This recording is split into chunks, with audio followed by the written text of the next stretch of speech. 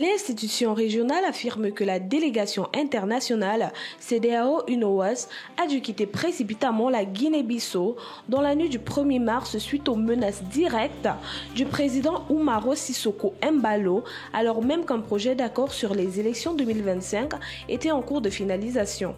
La mission conjointe CEDEAO-UNOAS déployée en Guinée-Bissau a été contrainte de quitter le territoire bissau-guinéen dans des circonstances tendues, selon le communiqué signé par l'ambassadeur Balgoudou Hirse et daté du 1er mars 2025. La mission a laissé Bissau à l'aube du 1er mars suite à des menaces d'expulsion proférées par le président Umaro Sissoco Embalo, précise clairement le document, révélant une escalade dans les tensions politiques.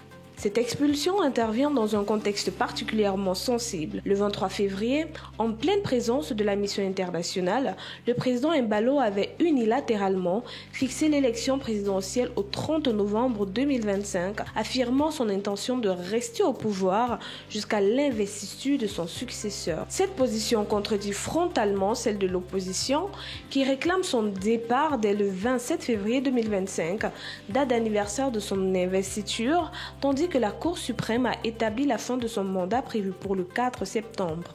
Rappelons que le président de la Guinée-Bissau, Umaro Sissoco Embalo, a été investi le 27 février 2020 après une élection qui n'a été validée par la Cour suprême que le 4 septembre de la même année. Aujourd'hui, l'opposition estime que son mandat aurait dû s'achever depuis le 27 février 2025, tandis que la Cour suprême a statué qu'il prendra fin le 4 décembre. Pour assurer une transition bien organisée, Embalo a fixé la date des élections au 30 novembre, une décision qui vise à éviter toute précipitation et à garantir la stabilité du pays. Dans ce contexte, la CEDEAO a envoyé une mission en Guinée-Bissau afin de faciliter le dialogue entre les différentes parties et soutenir le consensus politique. Selon Reuters, la délégation avait proposé une feuille de route électorale et entamé des discussions pour son adoption. Bloomberg rapporte que ces consultations ont suscité des réactions contrastées, certains acteurs de la politique qui estimaient que la mission devait avant tout respecter les réalités institutionnelles du pays. Le président Embalo,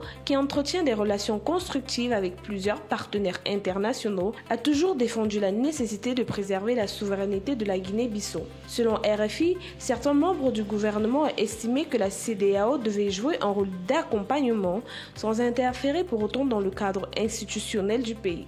De son côté, l'opposition espérait un engagement plus ferme de l'organisation régionale. Ce n'est pas la première fois que des discussions sur le processus électoral suscitent des débats en Guinée-Bissau. En 2020, par exemple, des divergences étaient déjà apparues lors des élections présidentielles, mais elles avaient été résolues dans le cadre des institutions nationales. Aujourd'hui encore, l'objectif reste de garantir des élections transparentes et inclusives. Comme le souligne l'agence de presse africaine, malgré son départ, la mission de la CEDEAO remettra un rapport à sa commission contenant des recommandations pour assurer un climat électoral apaisé. La CEDEAO et l'ONU ont également appelé l'ensemble des acteurs politiques et des citoyens à préserver la paix et la stabilité du pays. Business Insider Africa souligne que, malgré ces divergences, l'organisation régionale reste engagée à accompagner la Guinée-Bissau dans la consolidation de son processus démocratique. La CEDEAO est la principale autorité politique et économique de l'Afrique de l'Ouest. Elle collabore souvent avec les États pour résoudre divers problèmes nationaux. Ces dernières années, cependant, elle s'est efforcée d'inverser les coups d'État dans la région et les différends avec les citoyens qui se plaignent de ne pas bénéficier des ressources naturelles de leur pays. Embalo affirme avoir survécu à 2 tentatives de renversement.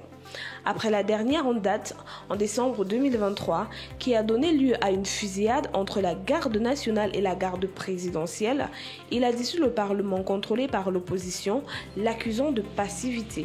La semaine dernière, Embalo a rencontré le président russe Vladimir Poutine pour discuter de liens économiques et sécuritaires potentiels. La Russie étant devenue le partenaire de choix d'un nombre croissant de gouvernements africains en matière de sécurité, au détriment d'alliés traditionnels tels que la France et les États-Unis. Pour plus de contenu sur l'actualité africaine, suivez-nous sur le réseau social africain Diba World et sur toutes nos autres plateformes. Tous les liens sont disponibles dans la bio.